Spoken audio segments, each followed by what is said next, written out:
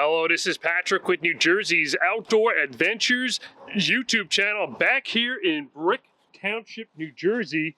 And I met up today with George from Humble Road. I'm sure you remember George. We featured him on a channel before when he was building a camper van for Carry On Vagabond.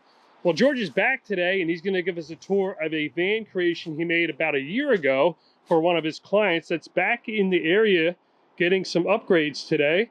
Hello, George, and welcome back to New Jersey Outdoor Adventures. Hey, Patrick, thank you. This is my first van build. This is Humble Road Van 01, and there can only be one 01. This van took me just about a year and a half to build, from start to finish. A lot of that had to do with the fact that I was designing and innovating as I went on the fly. There were no plans, nothing written down. The other part of that was that I started this project in my driveway at home, so I had weather issues to deal with. This is a 2017 Mercedes Sprinter. It's a 170-inch wheelbase. It's a dually, 3500, and it has the extended chassis. So this baby is 24 feet long on the outside, and that makes a huge difference on the inside for living space. Really makes a big deal behind the wheel wells. So let me bring you inside and we'll take a look at some of this. So as I said, this was van 01, but it started out as me building a van for my wife because we had a Pleasureway, we still have it, Pleasureway Plateau, with the living area in the back of the van. That's a Mercedes Sprinter 170 standard chassis. Living space in the rear of the van, she felt a little claustrophobic. I said, don't worry about it. I'll build you a van. So I decided to bring the living area up front. And it worked out very well. This floor plan is really a reaction to my experience with Class B vans today. There's a futon up front that serves as your couch, and then it turns into a full double bed. It was very important in my design to keep this wide open. Again, to being sensitive to my wife's claustrophobia, I wanted a nice open feel. So if you're sitting here, you're relaxing, you've got this beautiful, magnificent picture window to look outside. So it was important to keep it wide open. Let me close this door because it's getting chilly here.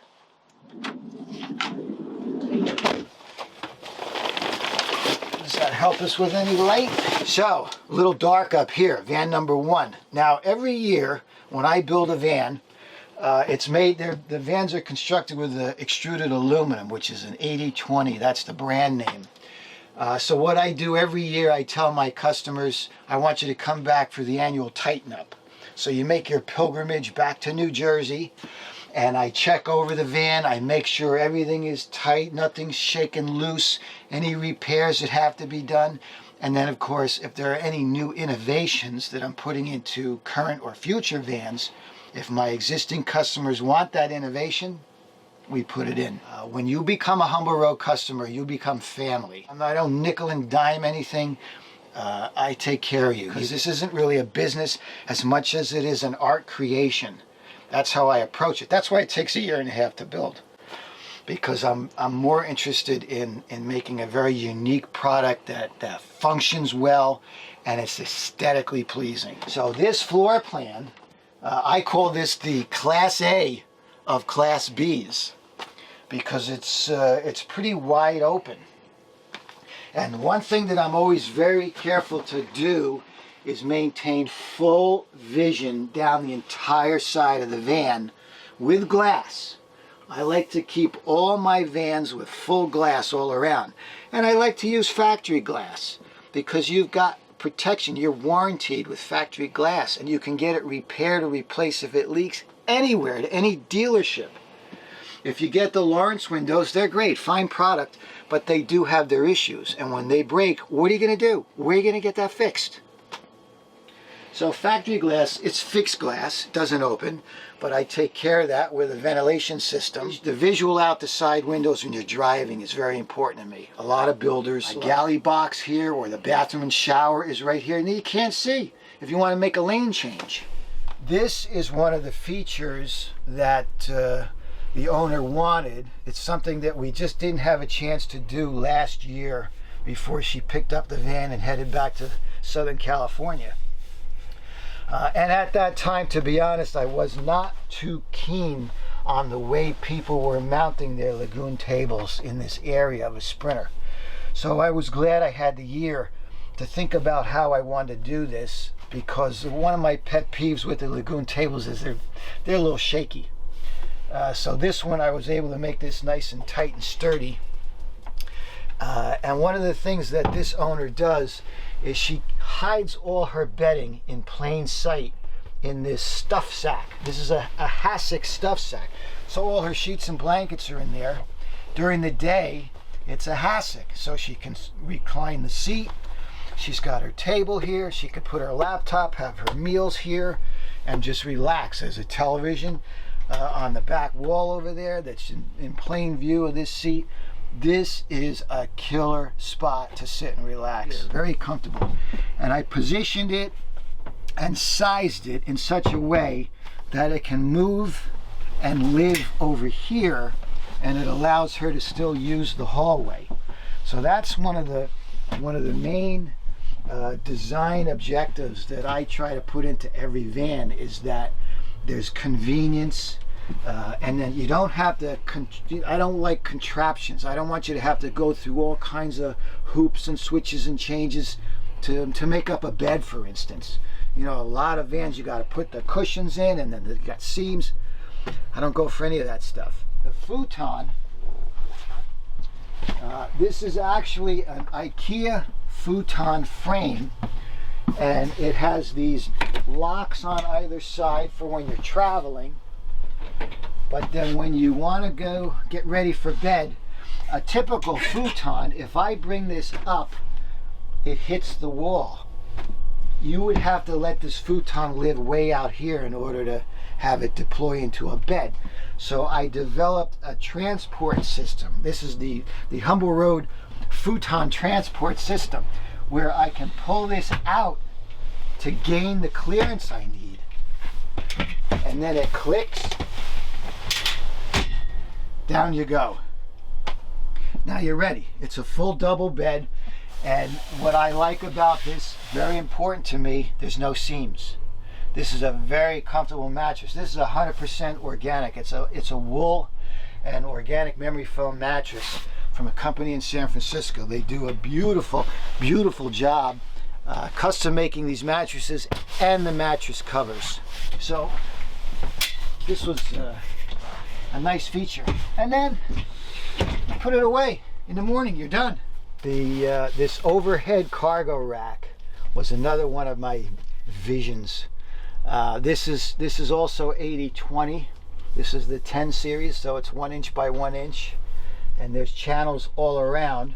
I actually used one of the channels in the 80/20 for my curtain tracks, so they come right across. They fit perfectly in the channel.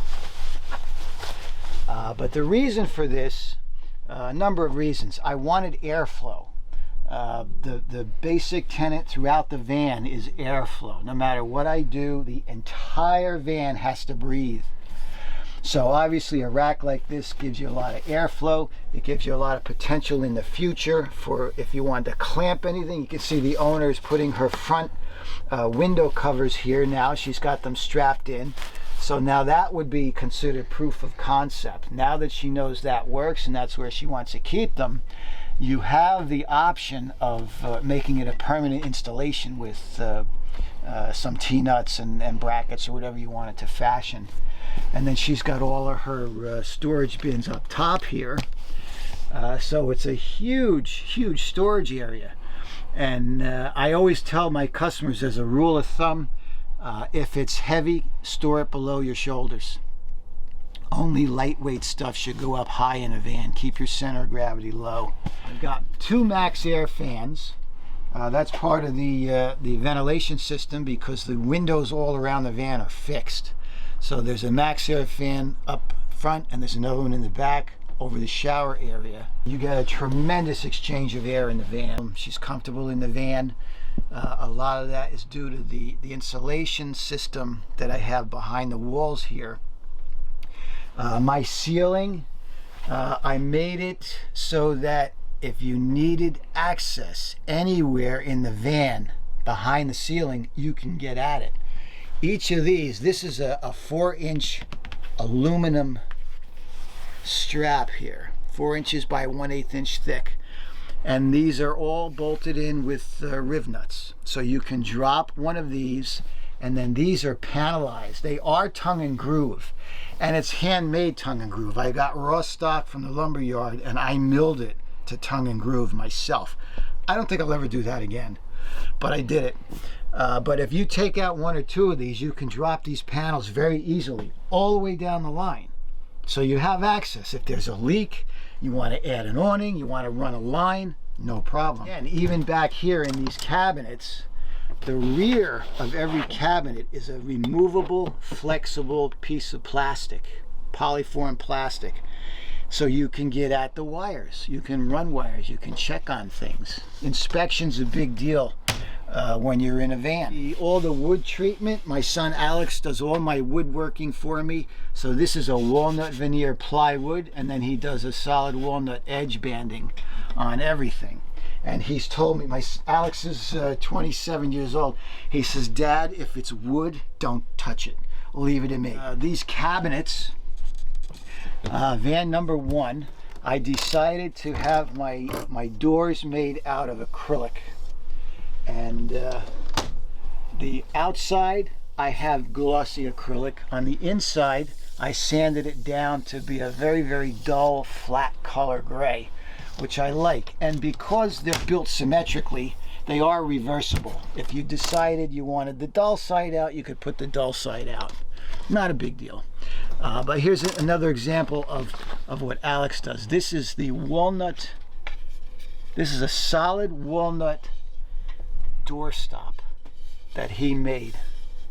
Okay, now the reason this is removable as it is because even my shelf floors, my cabinet floors, it's heavy because she's got a lot of stuff in there, but these cabinet floors come right out, and you have access to the wiring that's inside that false floor. So airflow and accessibility are what I try to build into every van. Here's I've got these little dimmer light switches, which are quite nice and very minimalistic. You've got your TV. This is a DC TV. Another thing I do, I'm all over the place, I label everything. Every wire is labeled. Every pipe run is labeled. Anyway, this is a DC TV, which means it runs directly off your battery. You don't need an inverter. USBs are throughout the van. There's USB plugs and 120 volt plugs everywhere. And this was one of the things that when she came back for her Tighten Up this year, she said, "You know, George, I'm living in this van for a year and I tend to sit here quite a lot. I wish I had an AC plug here, 120 volt. You know what? That wasn't a problem, because when I built this van, I ran extra lines. So I buried a microwave line, and I buried one extra AC line over here. My controls for the S-bar system, this is the heating and the hot water, it's all done with an S-bar furnace. It's a diesel-fired furnace. It's out under the van. And all of the guts for that are under the refrigerator. This is a magnetic cover that I put on. Now really the only maintenance that the van owner needs to worry about right here is to just unscrew this strainer cover every once in a while and clean it out. This is the water pump for the whole house, and this is your cabin heating. There's a heat exchanger in here, and we've got a closed loop glycol system. So I've got a pump that pumps the glycol to the furnace it's heated up, it comes back through 2 heat exchangers. The first heat exchanger on the back wall makes your hot water. It's 170 degrees. And then when it leaves that hot water heat exchanger, it comes into this heat exchanger, which has a fan that blows across it, and that is your cabin heat. The refrigerator is a drawer style. This is an isotherm, which is a Webasto company, and it's a drawer style fridge, and it has blue light. Refrigerator's on top, freezer on the bottom. And this is it's an AC/DC fridge. The air conditioner, this is a pretty special unit. This is a Houghton air conditioner. I believe this comes from Australia. And there's only one distributor in the United States for this. That's Advanced RV in Willoughby, Ohio. They refer to this as the quiet air conditioner, and it really is quiet. It's the Houghton Bel Air. It's 15,000 BTU, super quiet, and it sips power. I think when this thing is running on a normal duty cycle, it's about 7-8 amps that it's pulling. It's 120 volt, so you need to run the inverter for this. But I've got a 3,000 watt Xantrex inverter on board the 3012, SW3012. It's a proven workhorse.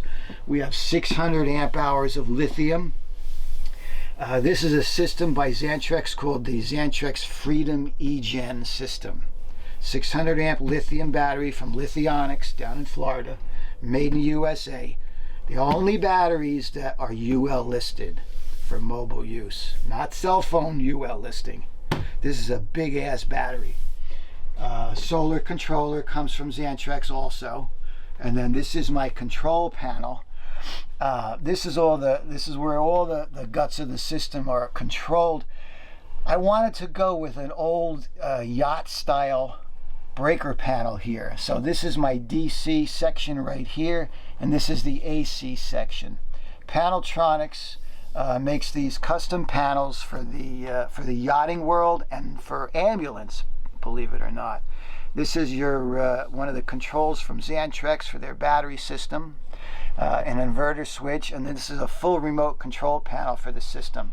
You can reconfigure your charging profiles. You can check on your state of charge. And so over here above the refrigerator is what we call the appliance garage.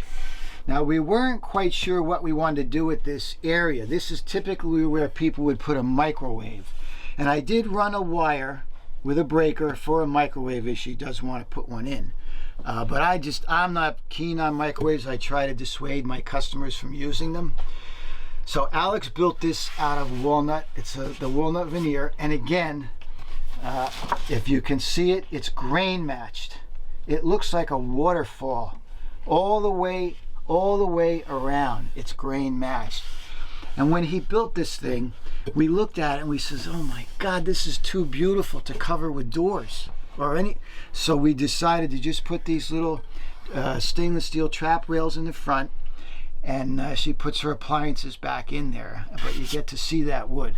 If you notice up here, none of my modules, this to me is a module. This is the refrigerator module. It's made out of 80/20. And everything behind the scenes is wide open. This is not your typical plywood box construction.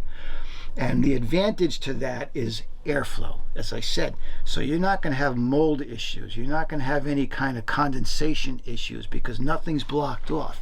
If you see up here, it's open. It does not seal up and go to the ceiling. Same thing with this one. This is the armoire module, and it breathes. And if I were to take all these drawers out, you'd be able to see the side of the refrigerator. You'd see the back wall of the van with the insulation. Everything breathes. The ceiling insulation is 3 layers. The first thing I do, obviously I put my rattle trap or my Neuco sound deadener. That's right on the underside of the ceiling. The next thing I put in is Thinsulate. It's the thicker Thinsulate, 600. Thinsulate goes up next, then a layer of Reflectix. The Thinsulate is considered by 3M to be airspace, 1.5 to 2 inches of airspace. Reflectix only works if there's an airspace. So I go Thinsulate, Reflectix, then I put in a layer of heavy mass vinyl. And then I put in my tongue and groove. So this is milled. It started as 3/4 inch pine, but I milled it down a little bit. It's not quite 3/4. Wood itself is a good insulator.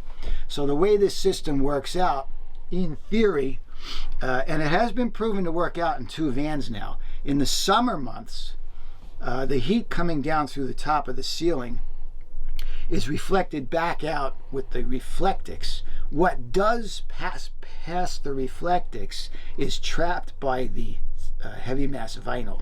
That heavy mass vinyl absorbs the heat and holds it. And then the pine insulates further. This is what I call their armoire. So there's a closet that's very full of stuff, and then 3 drawers. But one of the design aspects that it was very deliberate was to have these different breaks or layers or jogs in my build. I could have brought this armoire all the way out to this plane, but then you'd have this big massive wall. That's what most van builders do. They run the whole driver's side with walls of stuff. I wanted to make these little breaks because it gives you a sense of space. It opens things up. You come into this space. Same thing over here. See this little break, this little jog from this galley to this part, and then this part to that part. All of these little breaks and jogs add to the sense of space in a van. This is a Corian countertop. It's called Glacier White Corian countertop. And I like to use this in my van builds. I shot jewelry. I was an advertising photographer for all of my working adult life. And I used to shoot jewelry on Glacier White Corian. And when it got marred or scratched, you can sand it. You can sand and repair this. Not any of the others, but this one you can. And my fabricator actually took, see this little splash back here? He angled this at 6 degrees so it would match the angle of a Sprinter van. These drawer fronts, this is Alex again, my son. This is reclaimed solid walnut, okay? It starts over here. This is all one plank. Starts here in the corner, wraps around, all one plank.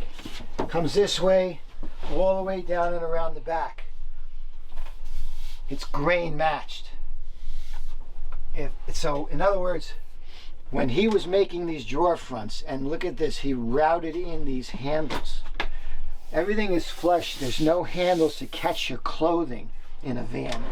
So he's got these finger pulls that he routed into the face of the doors. If he screwed up one of these, the whole thing would have to be redone. This is where you have your electronics, your battery system. Here's your big 600 amp hour lithium battery. Here is a Xantrex solar controller, the Xantrex inverter. All my breakers and fuses are back up in here. When you need to work on them, you take these drawers out and you have full access. This is all sitting on a bridge, an 80-20 bridge that I designed that straddles the wheel well on this side. The flooring, the same thing. Now this particular van, if you go back and look at some of my build videos, I've got radiant heat under this floor. It's part of the closed loop glycol system that I put in with the S-bar furnace. I ran the tubing and I've got all of my substrate down there. I've got 1/4 inch foam, I've got heavy mass vinyl, and then that air gap that has the radiant tubing and aluminum heat plates. Cabinets up here, this is the same type of a situation as I have up front, except these are sliders. This is 1/4 inch acrylic, white acrylic, sliders, removable, and it just makes for a very easy access. And like I say, if you wanted to remove these doors and remove those flexible cabinet panels, you've got full access.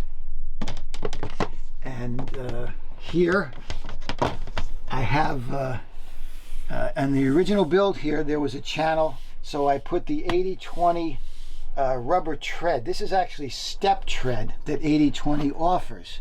But what I use it for is to protect your forehead while you're working down here. And it has proven to be a big help. Another design would be to use a curved piece, a radius piece of 80/20, which then you would not be able to put in the rubber bumper. All of my task lighting also on dimmers over here, so you can really set a nice mood. The dimmers controls this area in the rear of the van, which is the sink area and the shower area. And I've got a recessed sink that has a built-in drain board. Beautiful sink. Look at this. Keep in mind, this is a van. So here is the shower bathroom area. And again, I wanted to keep a feeling of openness, wide open, right? So this is kind of like a hidden shower area, I suppose. It gives you access out the rear doors, gives you a place to store a bicycle or two if you wanted to as you were traveling. Alex made the shower boardwalk out of solid walnut, and then we coat it and oil it so it's waterproof, and it's in 3 sections. The shower pan is very shallow because of the nature of my floor system. So I put a shower drain in each of the 4 corners of this shower pan. So you don't necessarily have to worry about leveling the van. You're going to get your drain water. This is a custom-made stainless steel shower pan. And the boardwalks, like I said, there's 3 of them. They can be taken outside if you want to shower outside. I've also got a rear shower in the back that I'll show you a little later. But in mentioning that this shower pan is very shallow, I have to show you what's involved in using it for a shower. This is where your shower curtain lives, which is right here in the corner alongside my tower. Also custom-made stainless steel tower. It's floating. It's hanging off the side of the armoire, and you will bring your shower curtain all the way around 360 degrees, and you take a shower. Now, if you just did that, you would run the risk of water hitting your van floor. So what I have here is what I call the knee wall. This is the same material I use in the back of my wall cabinets. So what you have to do is just pull that out. Now when your shower curtain comes around, it knows what to do. It'll stay inside the shower pan. It's 42 inches long, and I think she said she's got about 36 or 38 inches of width. I have a Max Air fan right over the shower area so you can exhaust and dry out the shower when you're done. I put a little padding on it just to dress up the shroud that comes with the fan. And then I've got 2 curtain tracks. As you saw, one of them is for the shower curtain. The other one is when you want to use the toilet. So this is also the bathroom. The toilet is sitting under the sink. It's on 250-pound slides, and we positioned it so that it doesn't touch the shower floor until it gets to the end of its travel. And then all of your weight is now supported directly down through the van floor. This is the bathroom curtain. This is actually a double layered sound curtain. So if you wanted to, you could close off and use the commode.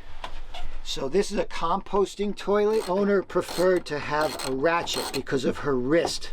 She could not do the crank, so we put in a ratchet, and that's what turns the compost. We have these are the Roll-F screen systems from Canada.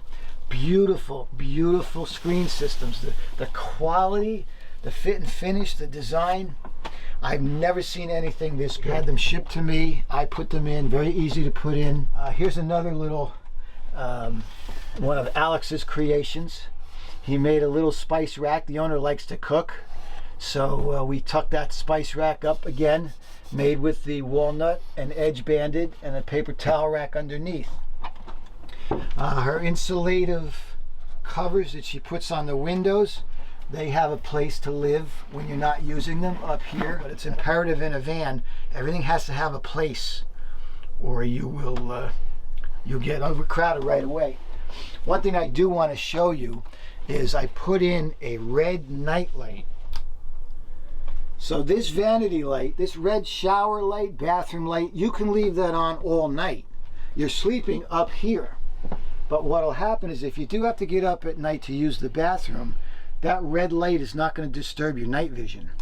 You leave it on all night. It's a little tiny LED strip light, but it'll enable you to see where you need to go in here at night. So let's go outside. I'll show you what we got going on out there. Just watch your step here. This is the first thing I want to show you. When the futon bed is deployed, you've got that typical step in a Sprinter van. And what was happening with this particular owner, when that bed was out, she had a hard time navigating this area. It was a little tight, and she would fall down this gully. So she asked me if I would fix this in some way. I said, yeah, I know just what I'm going to do. I'm going to put a piece of sheet metal on the sliding door. I'll hinge it, mount it on the sliding door. You close the door at night, boom. That sheet metal plate will drop down and cover the gully. She said, well, no, that's no good because I want to have that gully covered while the doors are open as well for my dogs. I said, okay, that's something different. That's going to present some problems, but I'll do it for you. So I made this insert, and it fits like a glove, and when it's in place, it's locked in. I said, you got to promise me that you don't try to step from here to the ground, because this is not what it's meant to do, and you could get hurt. That's too far a step. This is 80/20. It's all 1-inch 80/20 framing. That little rubber tread strip on the 1 foot allows this piece to stay canted towards the rear, and it prevents any sliding. This is a handmade custom running board that I made out of 80/20. The undercarriage, everything about it is 80/20. And if I had to, 1, 2, 3, 4, 5, if I loosened 5 bolts, I could take this off. One of the things the owner did while she was here this trip is she had the Raptor liner put on the lower area of the chassis. That goes all around the van. Our solar panels, she's got 480 watts of solar. These are Renogy panels. And the roof rack, the roof rails are 80/20. That's their black anodized 80/20. That's 1.5 inches. And the reason I use those is because that gives you a lot of flexibility options for the future. If you want to add panels, I ran a number 6 wire up there for the solar panels, which is excessive for what's there now, but I did that for the future. She could scale up if she wants to. She could, and I left them extended. These roof rails are 70 inches left to right. 70 inches is the dimension of the inside of a Sprinter van. So while they look like they're sticking out, they're really on line with the inner wall of this van. I left them out there because at some point you want to put an awning up there. A wall-mounted RV awning is more controllable. It gives me more options for mounting than a roof-mounted awning that you would typically see on a van. So that's what I would do. You want an awning? Bang! I could have that up before lunch. I've got an outdoor 120-volt outlet, and it's the type of a cover where you can use it in weather. So you can leave something plugged in during the rain or whatever. Back here, I gave her a tow bar, but it's not for towing because I did not put in the wiring harness for a trailer. So this is here only for her. She's got those rad electric power bikes. So she puts her rack on, she puts her bikes on. She's got this is the smart plug. It's a 30 amp smart plug mounted on the side of the hitch. So now back here, Now you see how open this is because we don't have to contend with a bathroom box or a shower box. But what I did is I was able to give her a small garage back here. This goes down pretty deep. It goes all the way to the battery, and she's got it pretty well packed tight. And then there's an outdoor shower back here as well. So you would take your boardwalk out and put it down on the ground, and you've got a shower. You can run a shower curtain from door to door, take your showers outside. Now come here, I got to show you what I did with the gray tank. I've got a 24-gallon gray tank, and what I did is I plumbed all of this undercarriage work with components you can buy at the Home Depot.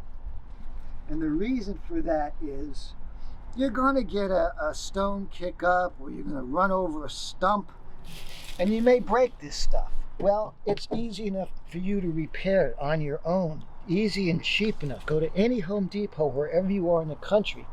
You can get these components and repair it and be back out on the road. So the other thing I put in, not that she's going to need it in California, but there's a low water drain for the fresh tank right there.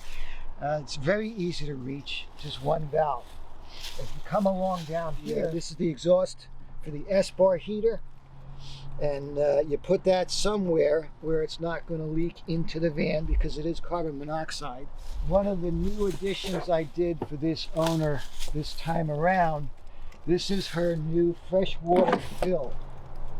I'm a big proponent of not having the freshwater fill on the outside of the van where it can be tampered with. So I always keep the fill inside. This is not my idea. This came from Alex and Sarah James. They had a channel called 40 Hours of Freedom. He's a van builder now in the middle of the country. So this is his idea. You put up it's a garden hose attachment with a valve. So you would connect your fill hose here, release the valve, and you fill the water tank. And then you can do your on and off right here, and then go shut it off at the spigot. So when you're done filling the tank, there is a very specific way to put this back in place so that it's out of your way, getting in and out of the van. And if you did inadvertently leave that valve open, or there's any weeping or dripping that would occur, it's going to do that in this footwell, which is made to have the water shed and leave the van and not cause any problems. In addition to the side panels, we also have the front nose of the van done with the Raptor liner. Yeah, a lot of this is for road debris kicking up, but it's also the cool factor. This looks great. This was done locally in Toms River, and the surrounds, the details. If you notice, he brought that Raptor liner all the way around and underneath, so you don't see any white body panel showing through. Yeah, that's a good point, because I have the rhino lining on the bottom of my van, but I vinyl wrapped my hood. I was concerned about this holding in heat and being extra weight, so I went with the vinyl. Yep. But as you can see how delicate it is, this is just from a rock that came up. It peeled right through it. Yeah. So walk us through the process that a customer would have when they're ready to have a van built at your company. I know you said it's about a year process. Yeah, I'm trying to speed that up. Right now I'm working alone, and right now I'm working on 4 vans at once. As I said, Alex comes in to do the woodworking, but I do have to, I got to start to hire people now and expand, because I'm turning away dozens of van requests a week for builds. But what I'm on my 3rd and 4th vans right now. They're in the shop. I get contacted. I've learned that one of the first things I have to do is discuss the price, because these are higher end. They're on the upper end of the market because of all the detail and the innovation that goes into it. So if we can get past the price, then we get involved with what the client wants, and that's the biggest process. It's bigger than the actual build, because we have to drill down to what's most important. A lot of people come and say, well, I want this and I want that. And then when you really think about it and start to talk to them, it's not as important as they thought it was. So you got to really, really focus in on what's right, what's important for the client. And then I go to town. I say, I'll call you when it's done. That's not true. Actually, almost daily, I send update photographs to the customers as I complete, mostly because I'm so excited about having completed a new innovation, because no two vans are alike. I start off every van build with a cardboard build. I build the whole van out of cardboard, detailed to the inch. Then the owner comes in, they get to walk through the van, built out, just the way we discussed it. That's where we make changes. That's where, believe it or not, take an inch from here and add it over here makes a big difference. So we're fitting them, like they're fitting them with clothing, a suit of clothing. That's what happens at that stage. Like I say, there's no plan. I just go at it. I don't sleep anymore because I'm constantly thinking about solving the issues and problems I have for the build. Like that step over here that she asked for, that could have been done any number of ways. So I try to run all those options through my head and try to foresee any problems, issues. One may be easier than another. A lot of what ifs. And that's how I will always do it. I don't want to work off a plan. I don't want CAD drawings. I don't want one van to be like the next. I want them all to be different and a challenge and clever in their design. That's a good point you brought up before when you mentioned some of the things that were important to them wind up not being important.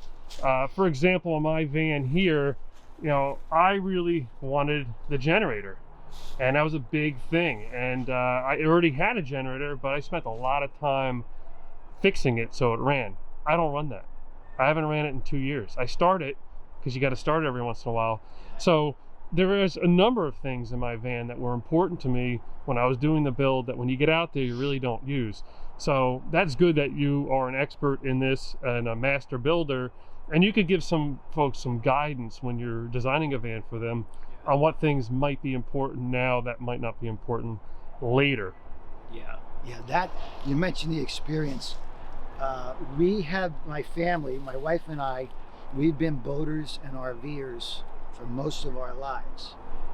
And while never full-time, we've gone on extended trips on our boats and our RVs. So we do know what the pitfalls are. We do know what some of the problems are going to be. And I can advise. Some people have to learn it on their own, which is fine. Yeah, I've been in the RV and auto business for 25 years, and I thought I knew exactly what I wanted, but you're always rethinking it. And I guess that's part of the process. If there's quite a bit of lead time between start to end, things can change along the way. Yes, and new products too come available. New products come out, and I remain flexible with that. Like I said, this van came back a year later for the Tighten Up, and we did a whole bunch of new upgrades to it. These are things that she saw in her way of van life that she needed, that weren't there when we started. Put them in. That's the whole point. This is an ongoing thing. A Humble Road van is always being built, always being improved upon. Now, George, since we last featured you on the channel has grown a little bit, and I know a lot of viewers now are following you. And how do some of the new viewers, how are they able to follow you? Primarily YouTube. Yeah, your best bet is YouTube. Humble Road on YouTube. I have a website, but I don't see that as being very useful to me. I have an Instagram account on a Humble Road. If you're going to watch my channel and you're going to take the time to make those comments, that's what keeps my channel alive, and that's what keeps my motivation high to make these videos. I notice about just every Sunday morning you have a new video, and a lot of them are educational videos. They're very detailed. That might help someone along that's in the planning stages of having their own RV built.